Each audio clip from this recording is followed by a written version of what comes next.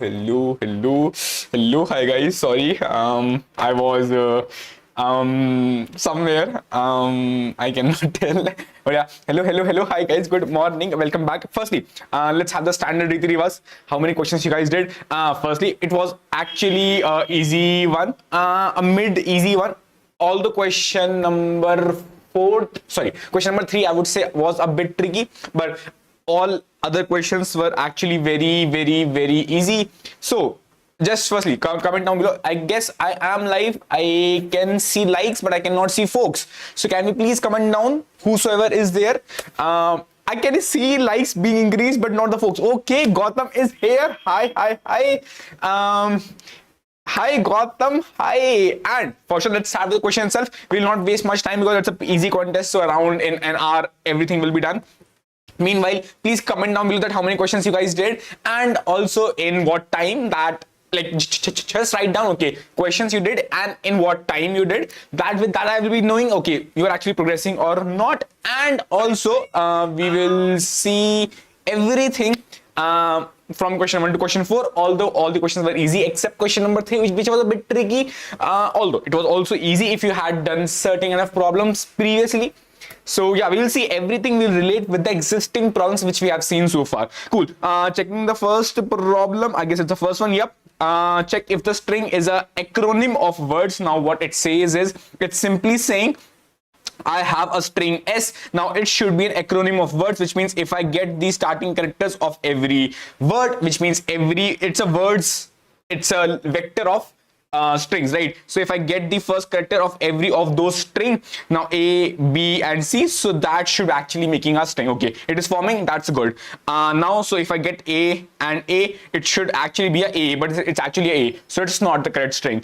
Here I'll get a N, G, G, U, O, U, O, Y, and that's exactly it's a string, so it's actually a true. So simply going on to a string, getting the first characters, making a string and comparing a string, and then ultimately returning a true or false if it is true. So I just go on to every first character of my actual words, get that string, appended that each character in my string, which I actually initially defined as empty, and then compared my main input string with the actual made string which I made, and then got my answer. Cool. Let's quickly jump on to question number 2.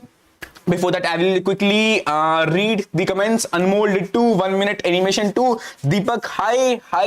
Vimal, 4th question got intuition but wrong answer whether to sort or not. See, sorting will be required provided, like, see, either you can just go in the order of elements. So basically it is for sure important in question number 4, you are going out in the order, which means from 1 to n you are going in the order itself. So either you can actually go in the order itself, which means 1, 2, 3, and then, or itself you can just say, okay, I'll just initially sort it down or not. See, sorting will not affect it because ultimately you are always going on in the order from small to large.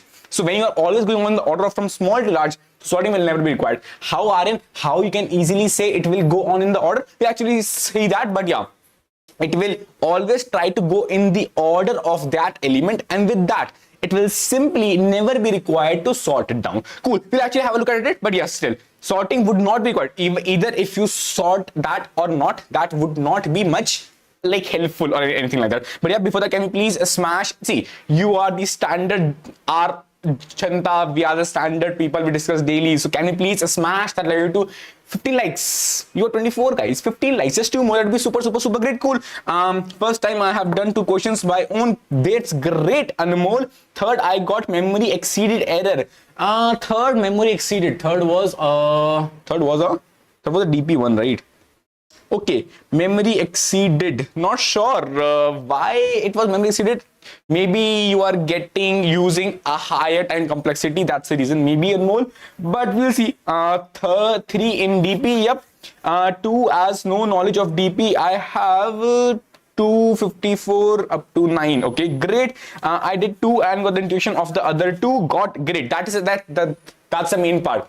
Question solving is one part, and getting the intuition at least for any question is another part. So if you are getting intuition at least, that's actually super great. 3rd is knapsack. I would not say that knapsack.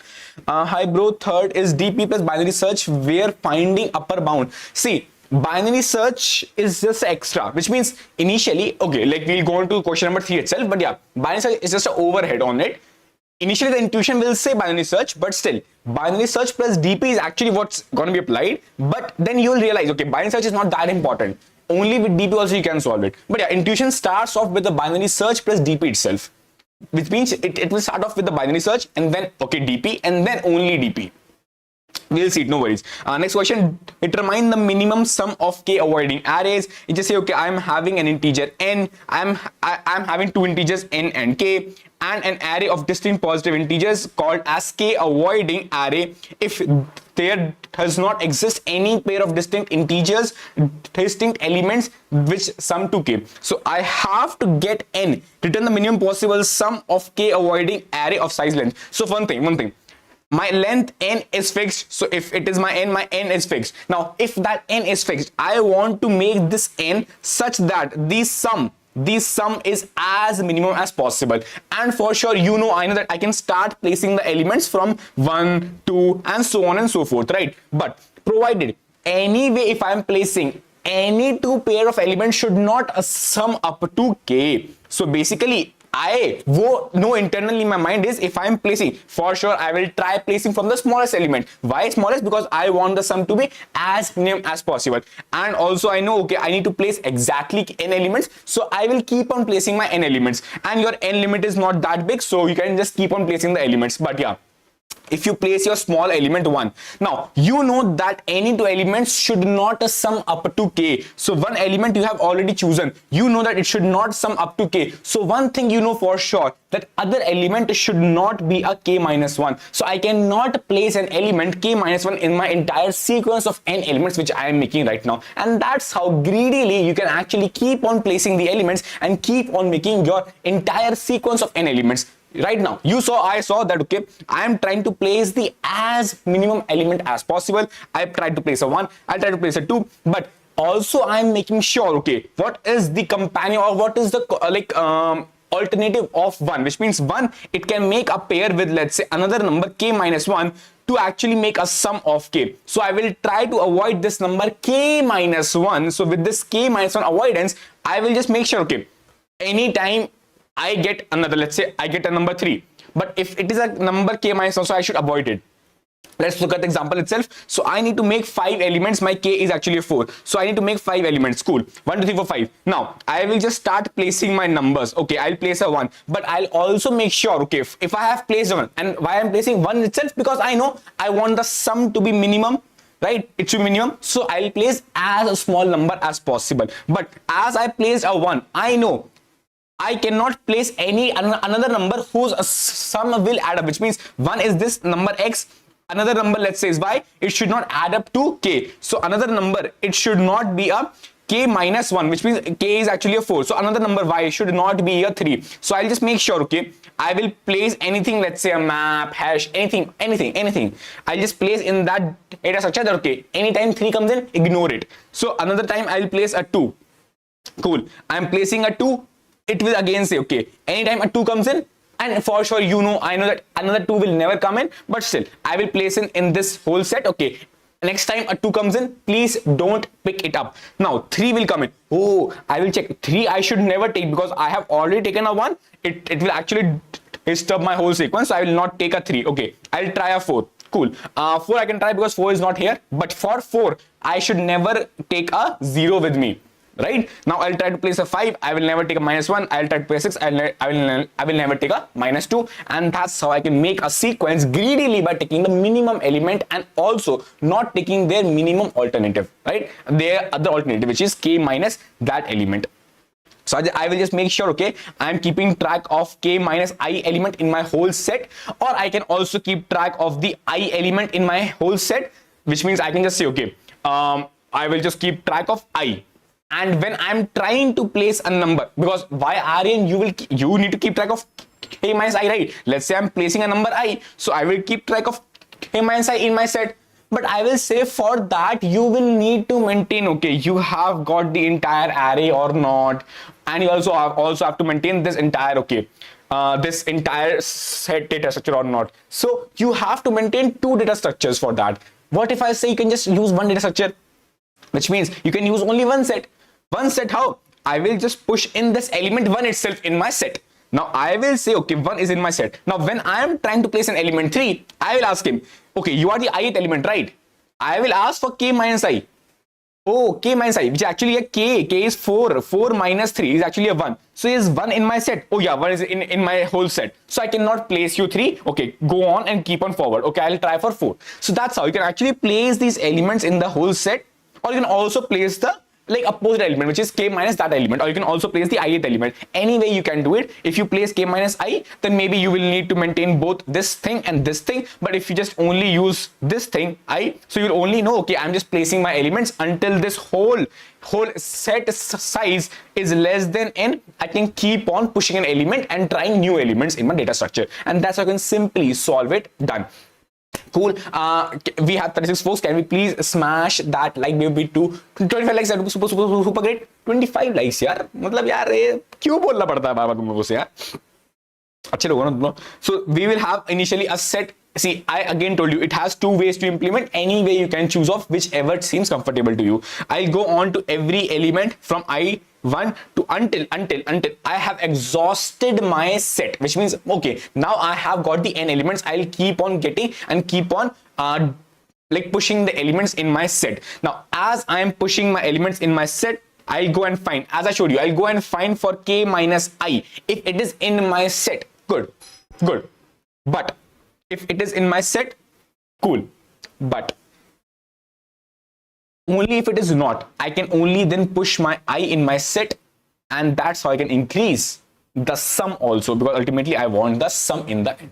And that's how you can simply get this solved. Simply making sure, okay, you have one set in which you can just are pushing the smallest element, and also by pushing the next element, just making sure, okay, k minus I, and also the k minus I is never in that set, right?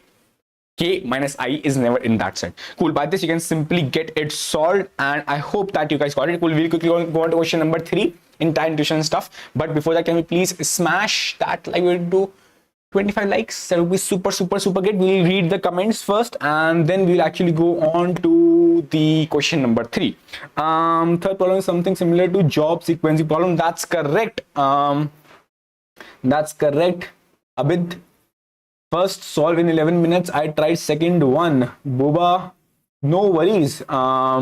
Second is, I guess, in reverse of what do some want. Yeah, there can be different more structural ways for it, but the most easiest is you just ask for if you are in set or not, or if you are already existing or not. You can maintain a map, hash set, anything you want to actually just know, okay, if you are available or not. This is my second ever Leetcode contest. First one was tomorrow. Great. Supratam, third problem पे मेरा approach ठीक था, जिस DP के साथ binary search नहीं लगाया तो TLE आ गया. See, it is not required to apply binary search with DP. It is, see, how question 3 will build off is, you will be saying, okay, I'll apply DP with it.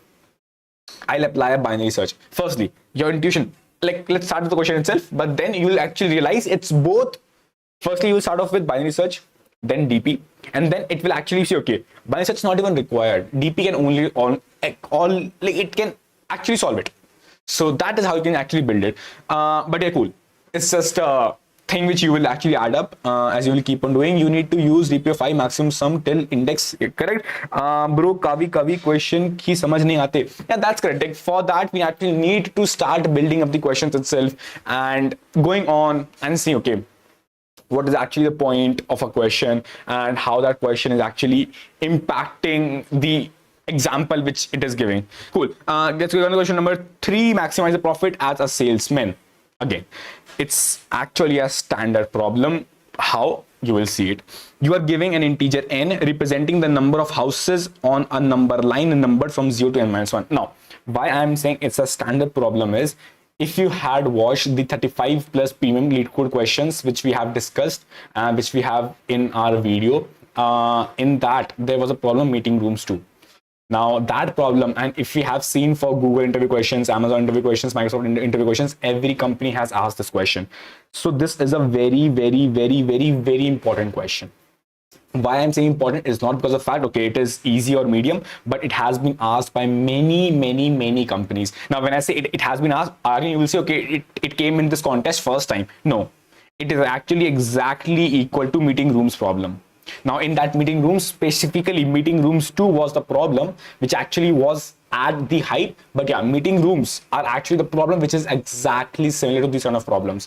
So, and see, and what happens in meeting rooms, it actually just says, okay, for how much maximum time or minimum time you can actually occupy the meeting room. And this also are just a range of intervals. So that's the reason I just specifically mentioned why it is actually important for you to solve this problem. And remember this, it's actually a very important problem.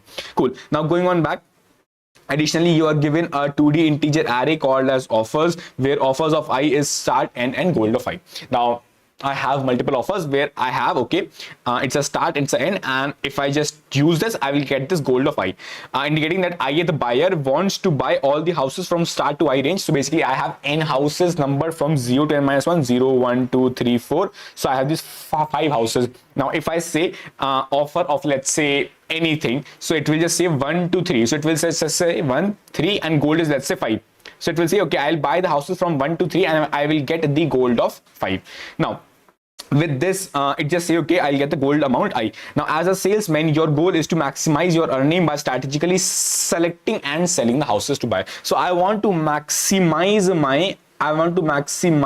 my gold I earn. But yeah, I know that, okay, I can just choose a range of intervals, some specifically, so as to maximize my earnings, which I want. Now, I have to return the maximum amount of gold I can earn. So the first very intuitive thing which comes in our mind is, okay, Aryan, I need to maximize the amount of gold I can earn. So what I can do is, okay, I can just try for the maximum gold.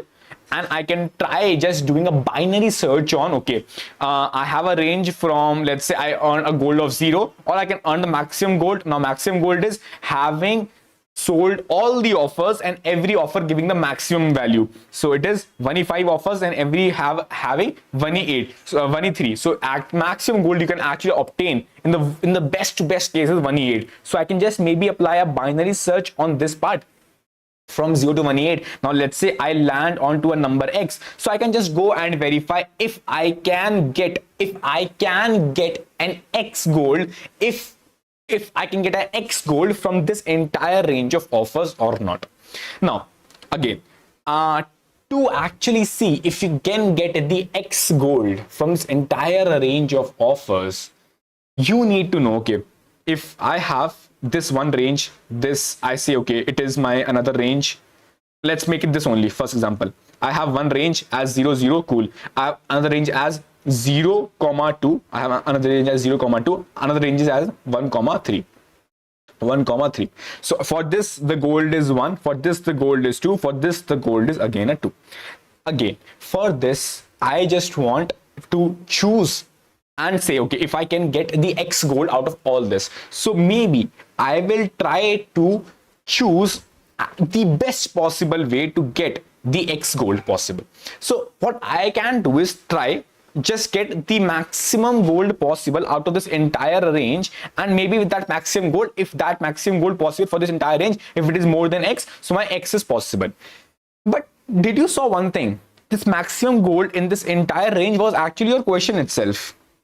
So you came back to question with just again an extra kind of stuff, finding, okay, if it is more than X, then still you will go and try for the same maximum X. So it will just keep on repeating the same stuff, which means for this entire range, you can just go and find, okay, what is the maximum, or maybe I can just try to choose things greedily. No, you cannot, because the range, it can be overlapping, it cannot be overlapping, so you cannot choose the greedily. Now you will just try to grab, okay, I'll not choose greedily, I'll just try to grab the maximum possible gold which I can have. But if I want maximum possible gold, that was the question itself in the first place.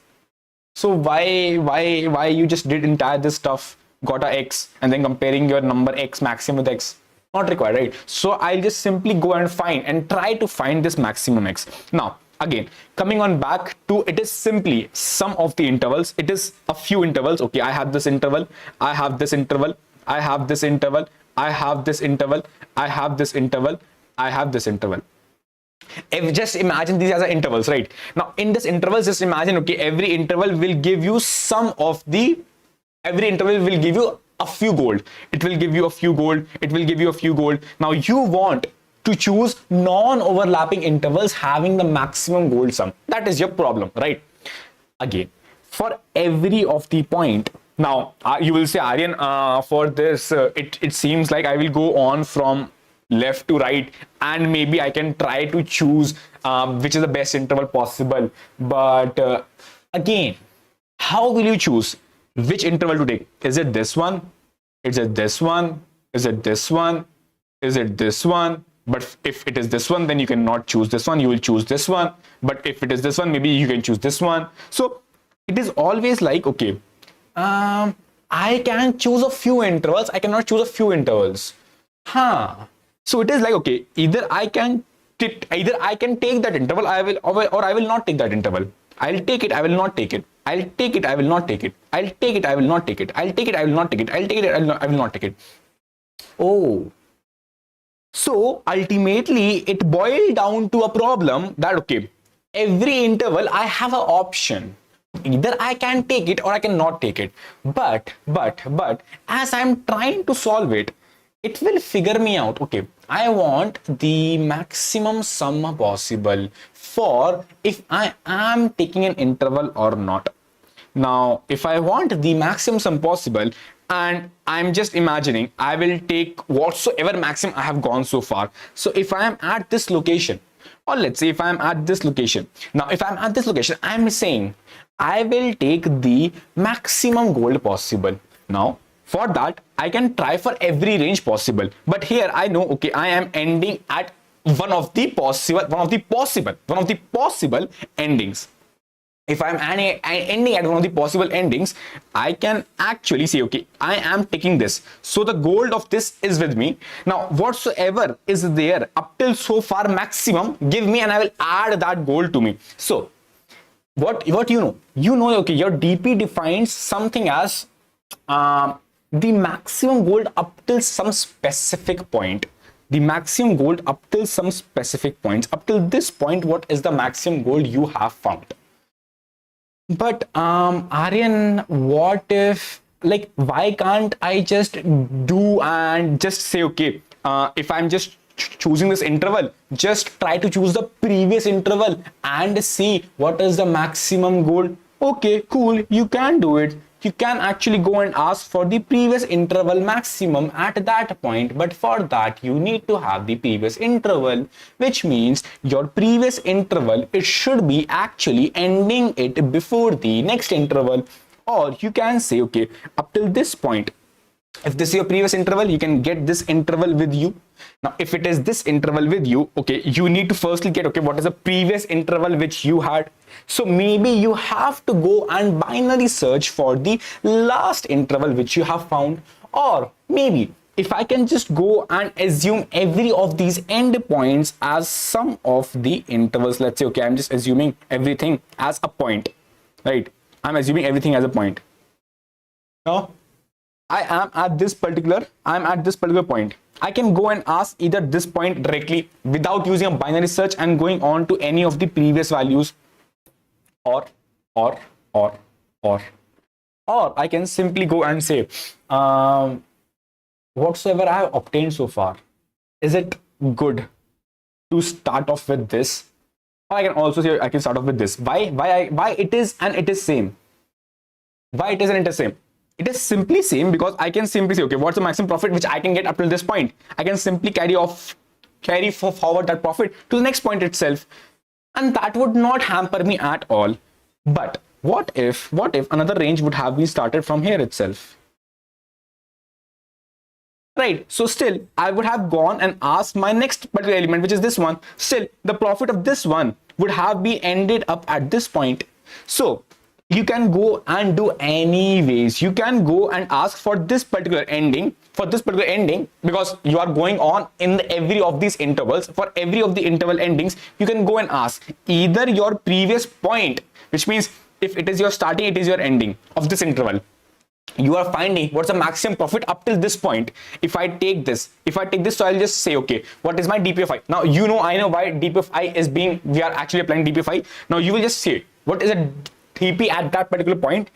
That can be, I'll say, okay, I'll grab this gold. So firstly, and as I can say, I can have many intervals ending at the same point. As I showed you, at this point itself, I have two intervals ending off, right? So I have two intervals ending off. So it means I can have multiple intervals ending off at the same point. If I have multiple intervals ending at the same point, so I will have to compare all the ending points for the same particular DP. So I'll just say, okay, at exact same point, I can have multiple intervals ending at this point. So I'll just compare all the intervals ending at this point. Now I'll go and ask, what is the previous of the state which I can get you? It is nothing but DP of S minus 1. Now S is nothing but a point.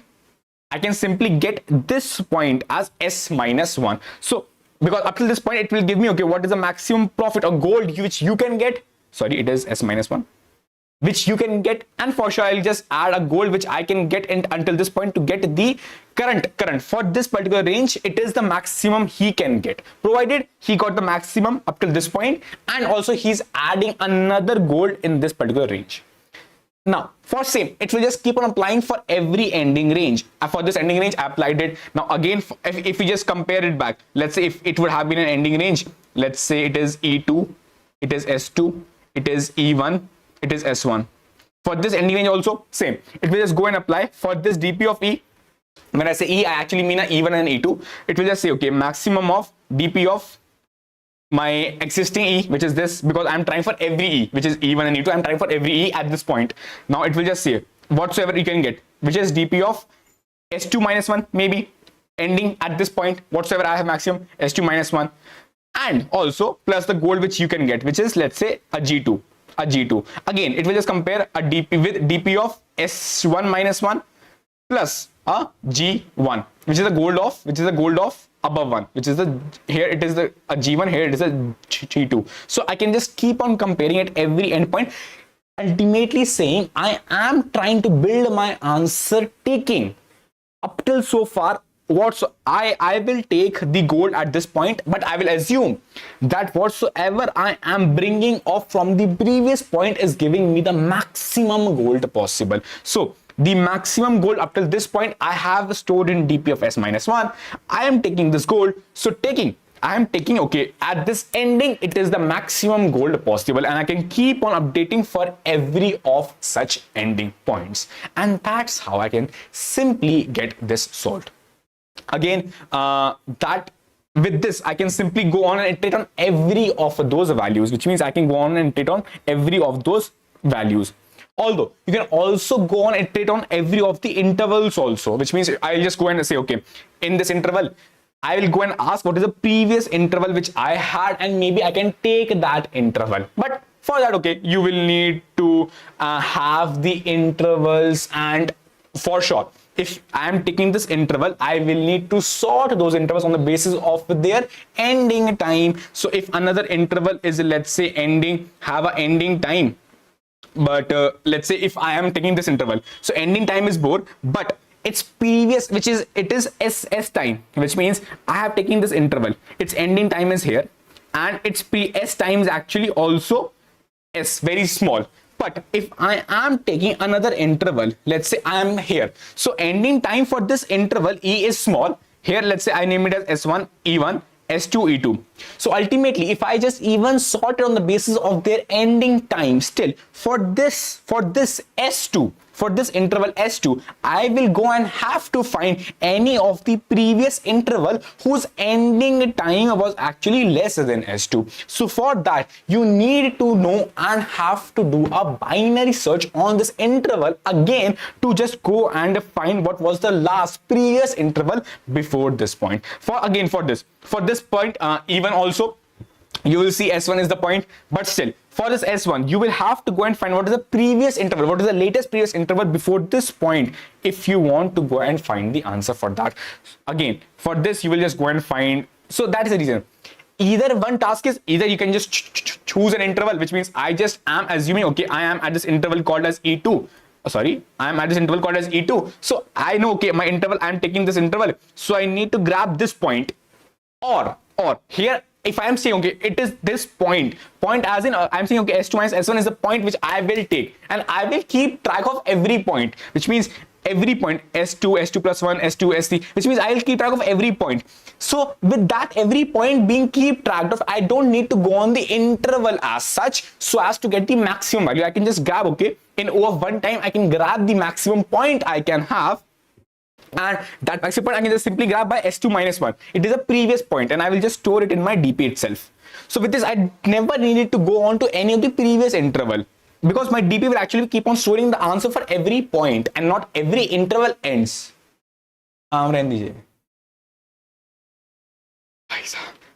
Cool.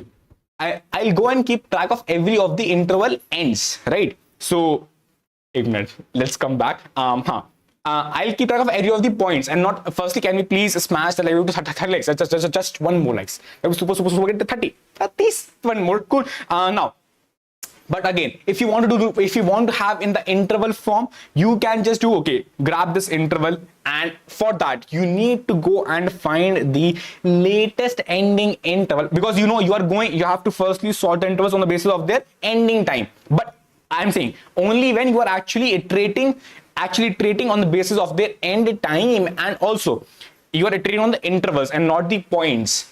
In example which I am telling, it is much easier to iterate on the points rather than the intervals, because points you can simply grab on in O of one time. But to grab the previous interval, firstly you need to sort all the intervals on the basis of their ending time. Now when you sort it down for this interval S1, for this interval S1 E1, you know, okay, you are grabbing the E1, so you know the goal, which is E1, you will grab it. But for that, you need to grab the previous interval of that S1, which means its end of any interval which is less than the S1. What is the latest interval? And I'll get that DP value from here. So I have to apply a binary search to actually get that value, which is not at all required if I go on and iterate on the points itself, which means I can easily say, okay, if even I am ending a point here, which means E2, let's say I have a point E0 and S0, still I have got a maximum value. Okay, cool. Here I have no interval, no worries at all. Simply carry forward that value. If I have a DP of, let's say, E0 here, I'll simply have that carry forward. I'll again say it is a DP of E0, so that next time when I am at E2, so I will just get, okay, my previous value, which is actually a DP of S2 minus 1, is actually a DP of E0, because S2 minus 1 is this point, and this point is having a value of this DP, which is actually showing a maximum value up till that point itself.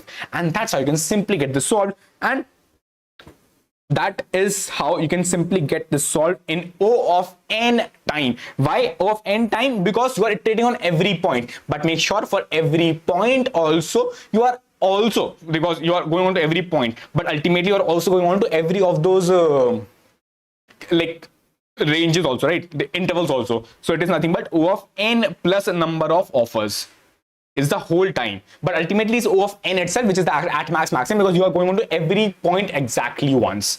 Cool. I hope that you guys got it. We'll quickly see. Again, I told you there are multiple ways to solve it down, but we always need to know, okay, it is one way, because we have seen the problems in which we are actually going on to the previous interval to know what is the maximum value. But here in this question, we can actually see it's actually a problem which we have seen already in the daily questions as well, that we can actually, rather than going on the intervals, we can go on the points also, so as to make our problem much more easier. See, we'll simply have our firstly, I know that I can have multiple range intervals at the same endpoint, right? I can have multiple intervals at the same endpoint. It can have a E3, I can have a E4, I can have a E5, right? So firstly, I need to maintain, and also I know that, okay, I will go on in the order from left to right, which means I'll go on from the point 1 to point n, which means point 1, 2, 3, 4, 5, and so on and so forth up till n. So I'm going on in the order. And for sure, I need to know, okay, at this end point, how, because I am iterating my DP at the end point itself, which is my DP of E. So I need to know at this end point, how many of such intervals were there. So I will take a map of an end point E to actually all the offers, which means I will have a vector of all the offers, so as to know at a specific endpoint what all offers I have, so that I can actually make a DP of E on all the offers, because ending at this point, so I'll take a maximum of DP of this ending point, where ending point I will try for every of the ending point at this ending point itself, same ending point, right? Cool. That's the reason. Firstly, we can simply grab from our ending time. It is the ending time to actually the entire vector again, which is the entire offers. Here it is a starting point. Here is the ending point. Here it's actually the goal which we have. Now, Aryan, why you took +1 +1 +1? You know, I know that all these indexes are actually 0 based, but we actually apply DP by saying DP of I minus 1, right? So you actually will start off, although you can also start and say, okay, I will say my DP of 0 as some value specifically. I will evaluate my DP of 0, because see, here you will actually evaluate your DP of 0 also. But I'm saying every time I need to go and do a DP of, like if I am evaluating an end, I will firstly initialize my end with the previous end maximum value, right? That is what I was doing up till so far. Here also you saw, here whatsoever maximum value I have, I'll initialize this next value with the previous maximum value. So it is I can get this value for sure. So I'm actually grabbing the -1. So if I have my end as 0, as you can see in this case, your end is 0. So 0 minus 1 will give a like index out of bound, right? So what I do is I start my DP with 1 itself for that, which means, okay, I can just get my DP of E as, I'll start my everything, I'll just make it as 1 indexing rather than 0 indexing. So I just made my indexing, which means E becomes a E plus 1, S becomes a S plus 1, E becomes again a E plus 1. Everything was made as 1 indexed rather than a 0 indexed. Cool. Now everything is done. Everything we have with us, but remember, everything is 1 indexed. Gold value remains same. It's just a value. It's not an indexing, right? Cool. I'll go on to every point. For every point, firstly, I will just say, okay, the current point maximum value, it is exactly equal to the previous point value. Cool.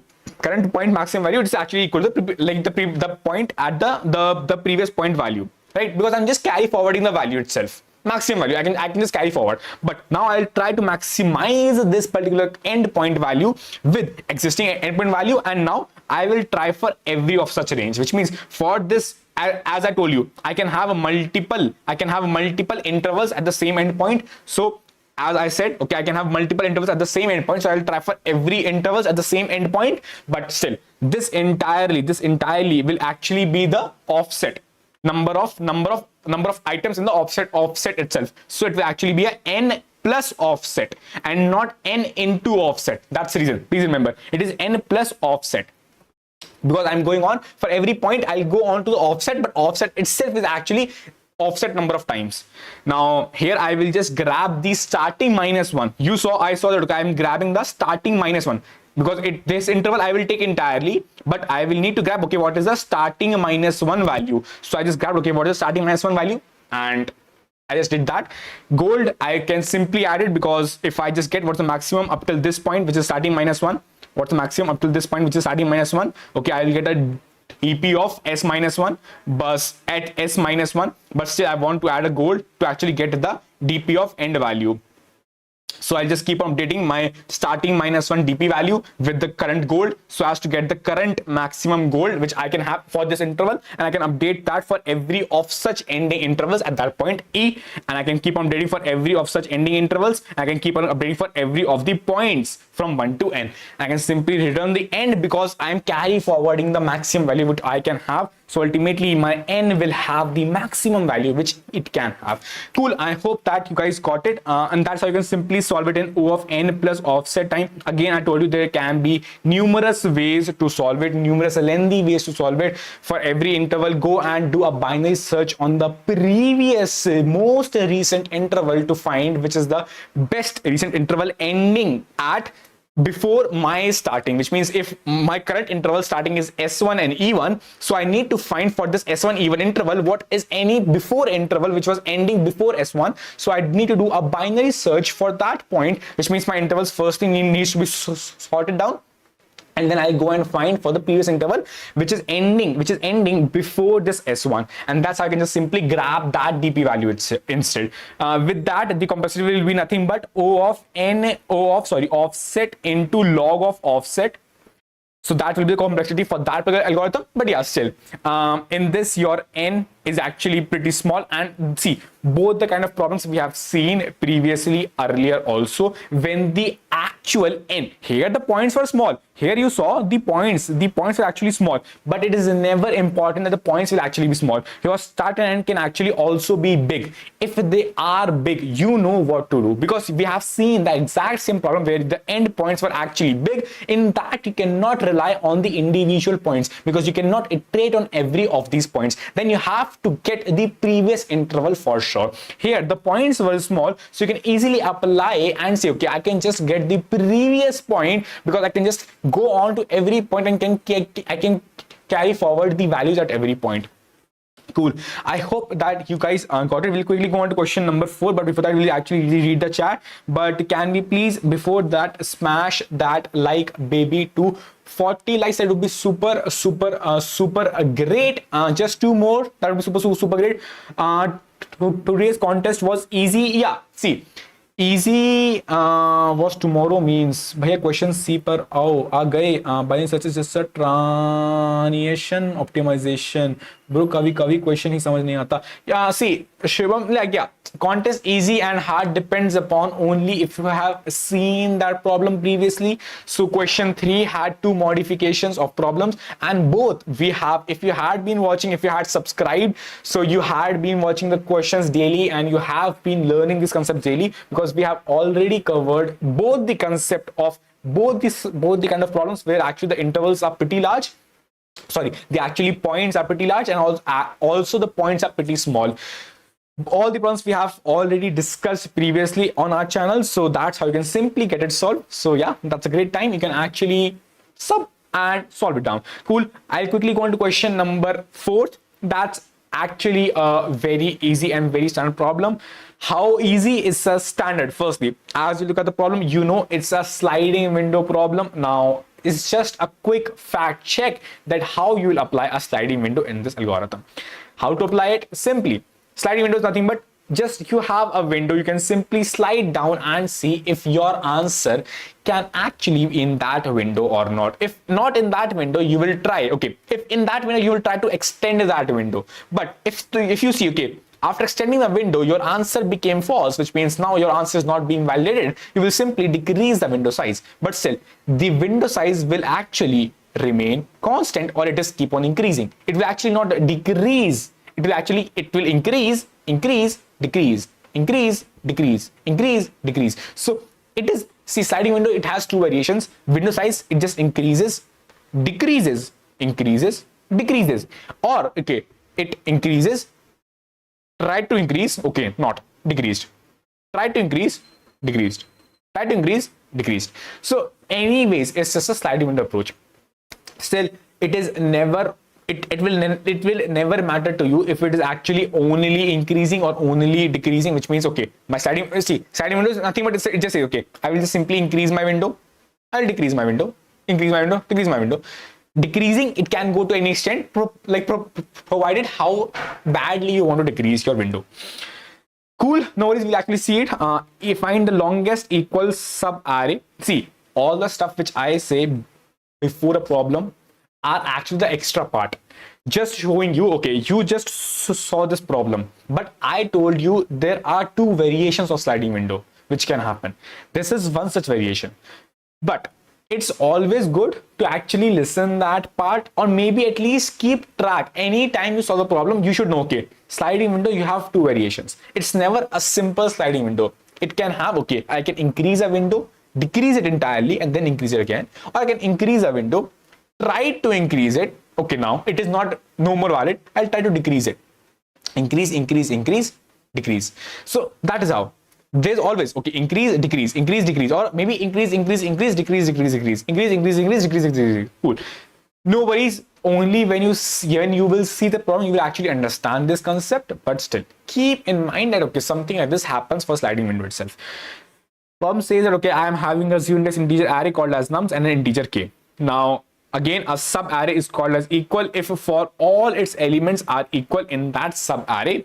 Now, note that the empty sub array is an equal sub array. Now, return the length of the longest possible equal sub array after deleting at most k elements from the nums. Again, I want my sub array, and that sub array needs to be of the equal elements. So if I am at this particular array, so firstly I need to get a sub array. Now I'll just decrease that length. I need a sub array, right? Again, if I need a sub array, I cannot go on every of these sub arrays. Why? Because my constraints say it is 1e5, so I cannot go on every of the sub arrays. So ultimately, what comes down to me? I can maybe slide down and try for the sub array. Now, when I say I can, because see, if I want to go on to every sub array indirectly, I can go and try off the sub array by saying, okay, I can just try off the window, because that window will make me sure, okay, I'm going on the sub array itself. Now, if I'm going on the sub array itself with that window logic, that window logic is nothing but sliding window logic. Okay, now I have got a window, which means I can just ultimately go on in the window itself to actually go on to the sub array. So, okay, to reach a sub array, I can use the window logic. Okay, for the window logic, I can use a sliding window. Now, and okay, I can use a sliding window to actually reach the sub array. But the problem never ends here. It just starts here. How? Because if even you reach a particular end, let's say I reached a j, here it is a I. For that window, you need to know, how many, because ultimately my task is to make all the elements as equal. So I will try to make all the elements as equal, which means I can make either all the elements as 3, 3, 3, 3. I can make 2, 2, 2, 2. I can make 1, 1, 1. It is the best possible case to make all these elements either 3 or 2 or 1, right? Because for sure, I will not go and make every element 4. Why? Because I know I need to do the at most k of elements, which means I can delete at most k elements from my entire nums. Or maybe it just say, okay, I just can remove the elements. Either I can remove a 2, so I'll get a 3, 3. I can remove a 3 and 1, I can get only a 2. I can get only a 1, or I can get nothing, right? If I want to get only 3, I will have to do 2 operations, which means delete 1 and 2. Here I need to do 3 operations. Here again 3 operations. Here I have to do 4 operations. I know I have at most k operations. So I know greedily I will try to do as minimum operations as possible. So I will always try to take, okay, what is the maximum frequency element in this particular range? I will always try to make all the elements like that. So I know ultimately the remaining elements, which means all the elements having not that maximum frequency, I will just remove those elements. So now you have known what is the operation which you will apply on this window. What is the operation? You know the current window size is j minus I plus 1. It is a current window size. You know, you will keep all the maximum frequency element. I will, let's say the maximum frequency element is, let's say, 3. So I'll keep the 3, but I'm concerned about the frequency of 3. So let's say I keep the track of frequency of 3. It is, make sure it is not the element 2, it is the frequency of 3. It is a maximum frequency elements frequency. It is maximum frequency elements frequency, right? Now I will keep track of that. So if I want to know how many operations, because I am restricted by these k operations itself, so if I want to know how many operations this window will take, I will subtract the maximum frequency element from this particular window size. Now I am done. I have got, okay, the operations which would be needed to actually make this window entirely as same is these number of operations. So I will go and check if these are the number of operations, if it is less than my number of k, right? Or maybe I can say, okay, if it is less than equal to my number of k, I can simply increase my j pointer. I can try for the next range, right? I can simply increase my pointer j again. If it was less than equal to k, I can simply increase my j pointer. But if it is actually more than my k, oh, my operations required are more than my k, so I need to decrease my window length. So what I will do is I will just simply decrease it. Again, it will just go and try to find for the next operation. It will just go and try to find, okay, now it is a window range. Okay, window ranges I have. Maximum frequency. Oh, Aryan, how you will keep track of maximum frequency? Which means you will go in the entire sub array and you will keep track of the maximum frequency? No, I can just keep track of the frequency of elements by just saying, okay, okay, if I am landing at, let's say 1, so I can just keep a track by using a hash map or an unordered map, and I can just say, okay, my map of 1 is actually a 1, my map of 2 is actually a 2, my map of 3 is actually a 2. It's actually a 1. So again, the maximum frequency element in this is actually a 2. So 2 will be with me. As soon as I increase my I pointer, my maximum frequency of 3 will reduce down and it will become a 1. Now, if it reduced a 1, so I'll just go and say, hey bro, my maximum frequency will not change, but as soon as my j increases, again, see, maximum frequency element. Now, as you will see, okay, Aryan, I was here at this j. I encountered another element, so my count decreased. As my count decreased, so now I know, okay, I am at this window size.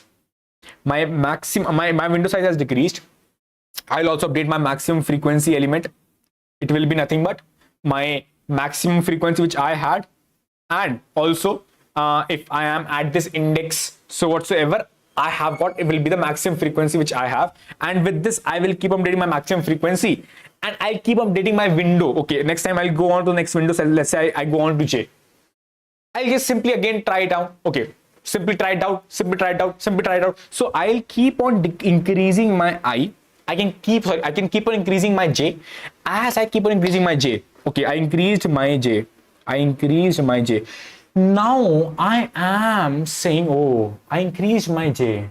But the answer was not good, which means this thing, it exceeded my k, which means the number of operations I needed, it exceeded my k. So I will just try to increase my I. I'll just try to increase my I. With this increasing your I and j, you can actually see, okay, at any point, for sure, you want ultimately the maximum, see, you want the length of the longest possible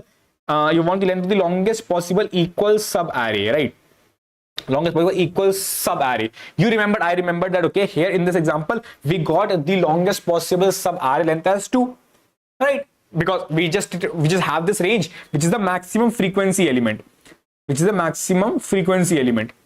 I will get ultimately. Maximum frequency element will actually be the longest possible subarray with equal elements, because I can actually treat, please don't spam.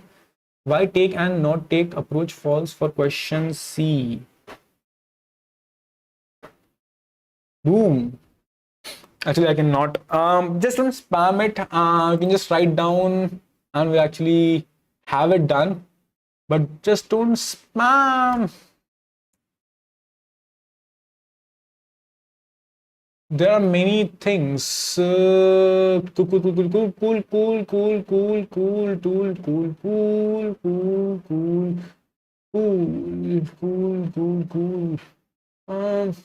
Let me third questions from you. Cool, Lakshay. See, why take and not take approach false for fails for question number C?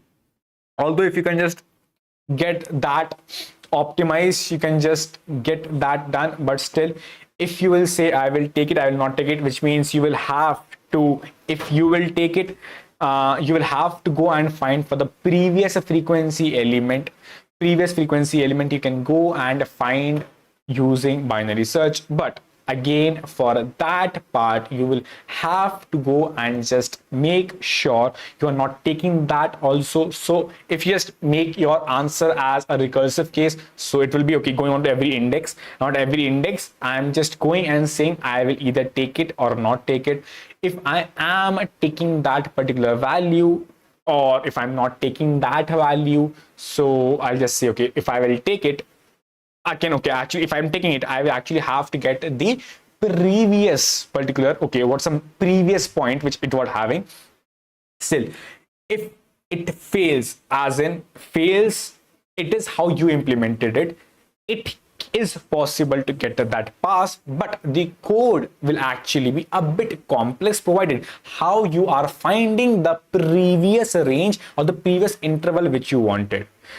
You can go and do that via binary search, but that, firstly, I just highly recommend go and write the bottom-up code. You can also go and write the recursive code, but still, if you will do that, the only thing is which you are concerned of, go and find for the previous index or the previous value which is not ending at s, which is not ending at s minus 1, which means which starts or which ends before s minus 1 at s minus 1 or before that, and then you can just get the maximum value from that point.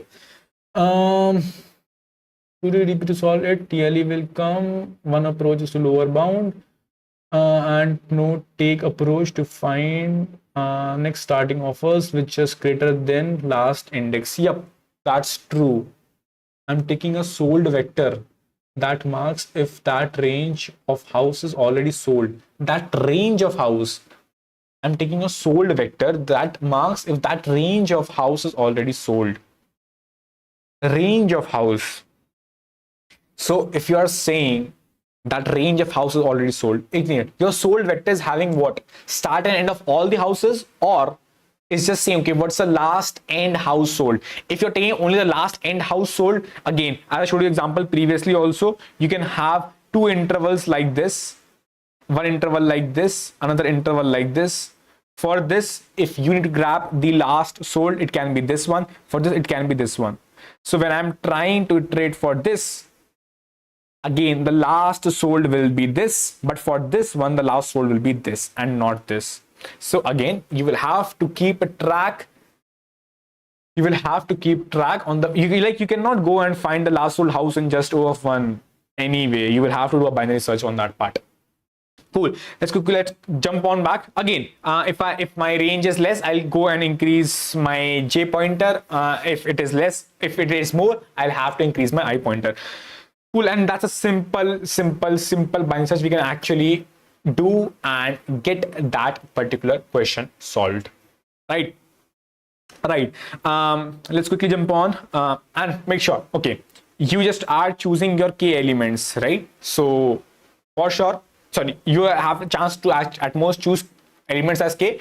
Anytime I have got a maximum frequency elements, let's say 3, so I will just always try, because it is a maximum frequency element as 3. Now I know, okay, I can always make a 3, so I will just try to just make it as 3 itself.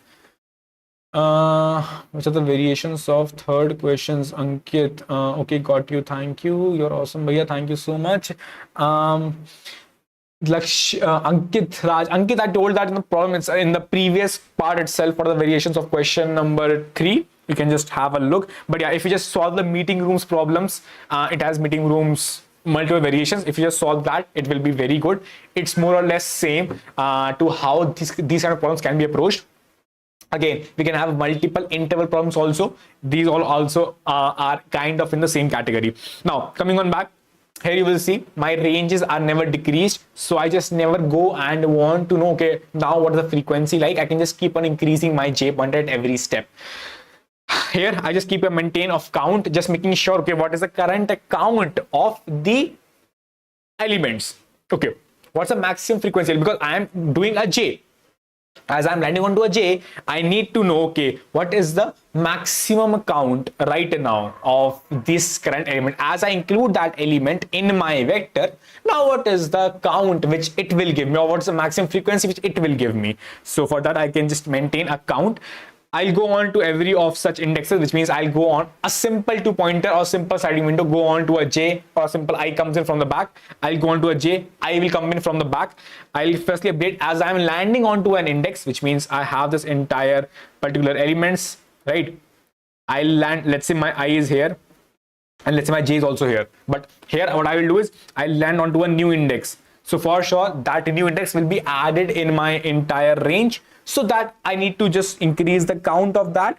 And as I am adding that in my range, so I need to update, okay, if that is impacting my frequency or not. Maybe my I is here, but I have a 2, 2, 2, but here I added a 3. So 3 came in, but it will not impact my maximum frequency because my maximum frequency has already been a 2. So my maximum frequency has already been 2, so my 2 will not be impacted. But if it is actually a 3, 3, 3, let's say a 3, 3, so now my maximum frequency, it can again increase to 3.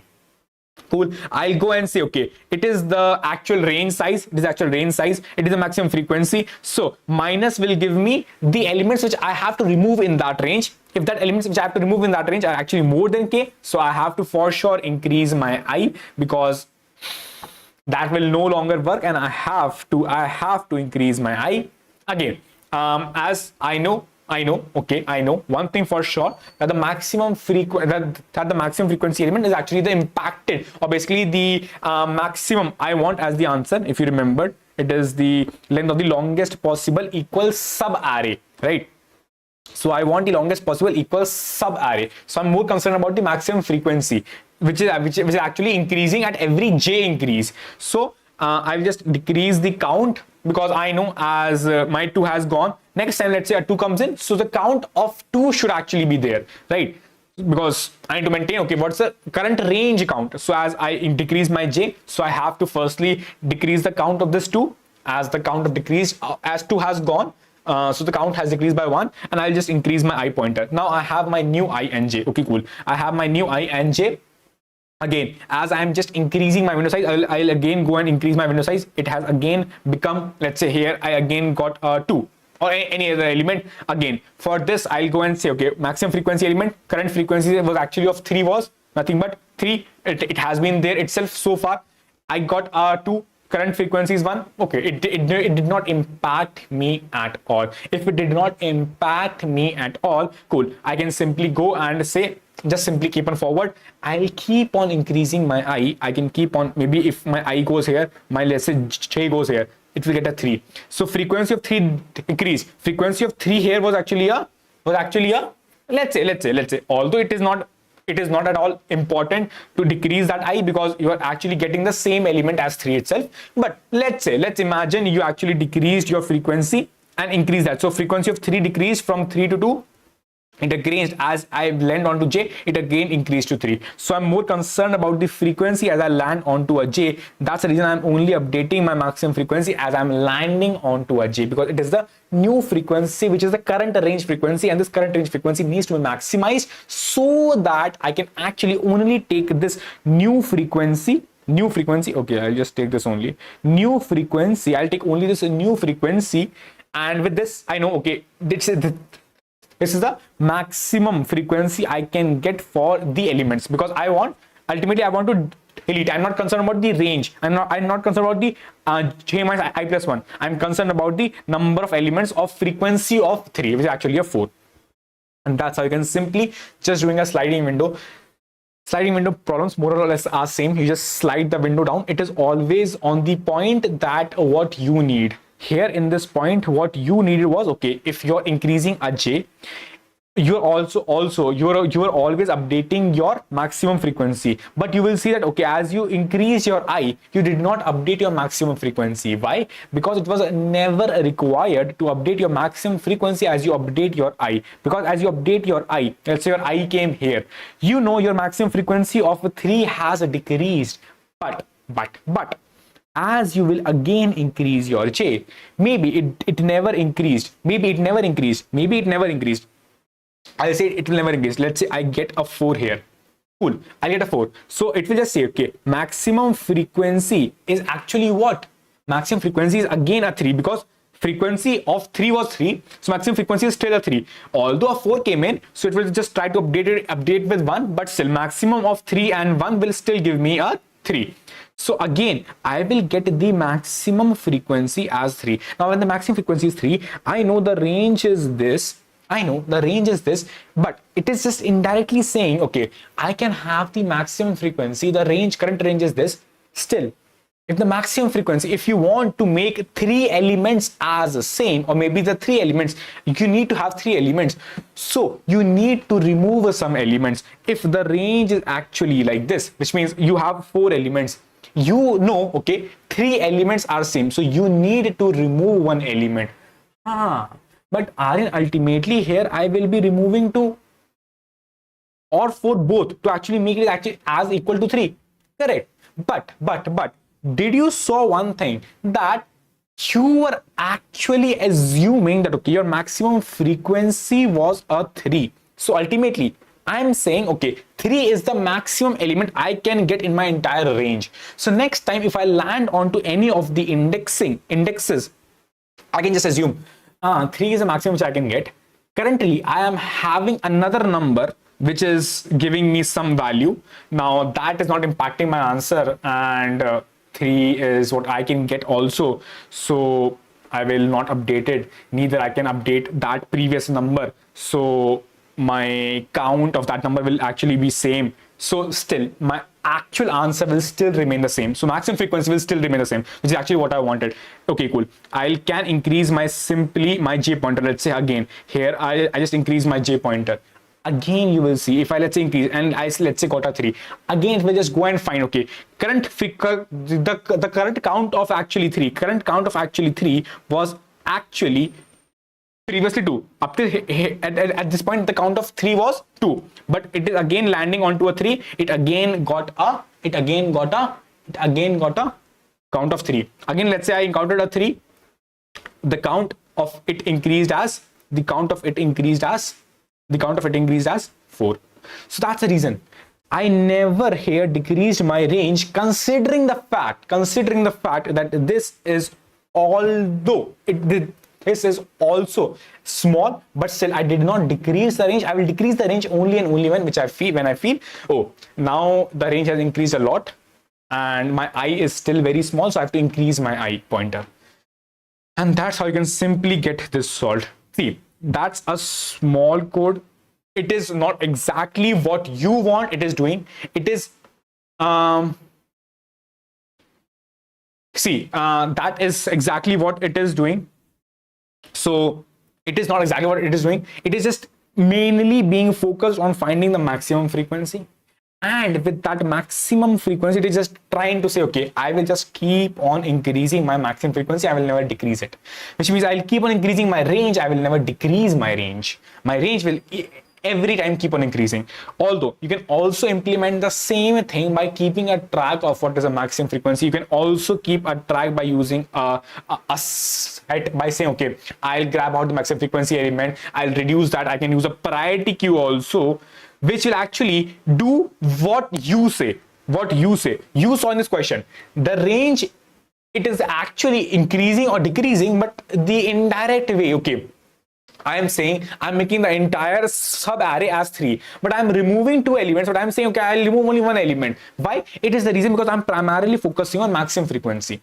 Although again, I'm saying to actually do the exact same of what you are speaking, you can use a set or a priority queue to grab out the maximum frequency element, and then I can keep track of the number and the frequency of that element, which means for a range I can keep track, okay, number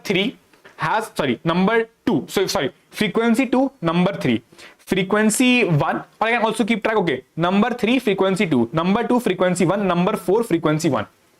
I can keep track. Also, I can keep track of maybe frequency 2, number 3, frequency 1, number 2, frequency 1, number 4.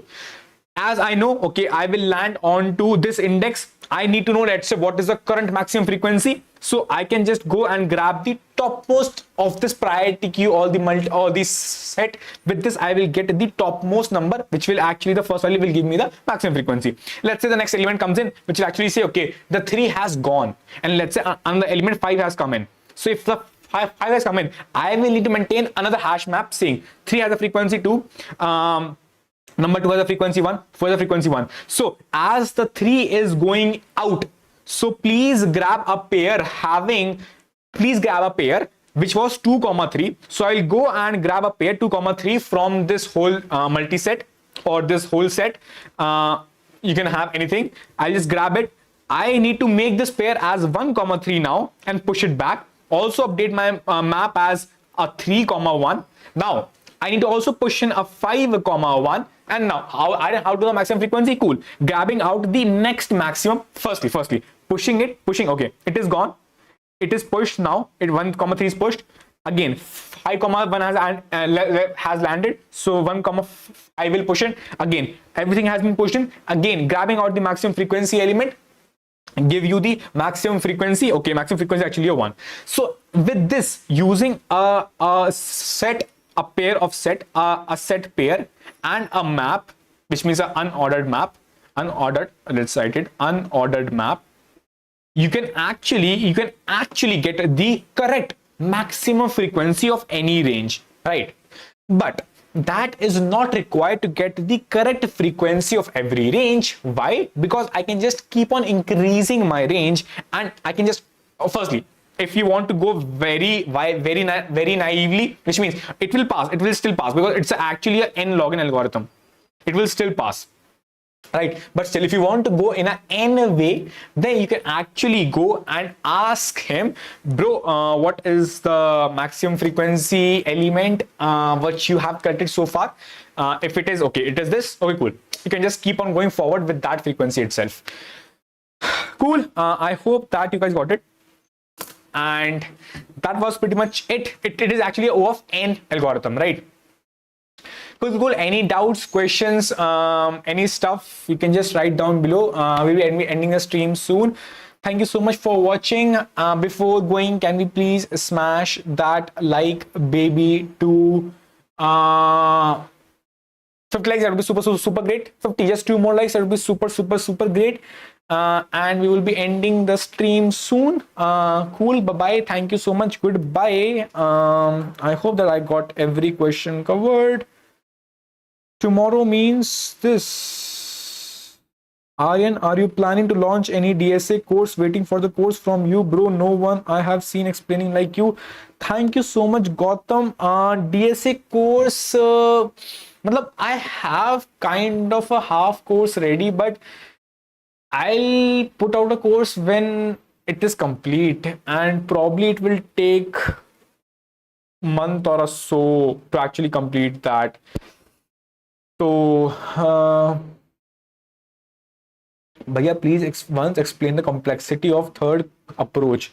So it is actually, see, for third approach, for every of the endpoints, just imagine for every of these. Firstly, okay, let's share the screen. For every of for every of those endpoints, for let's say one endpoint,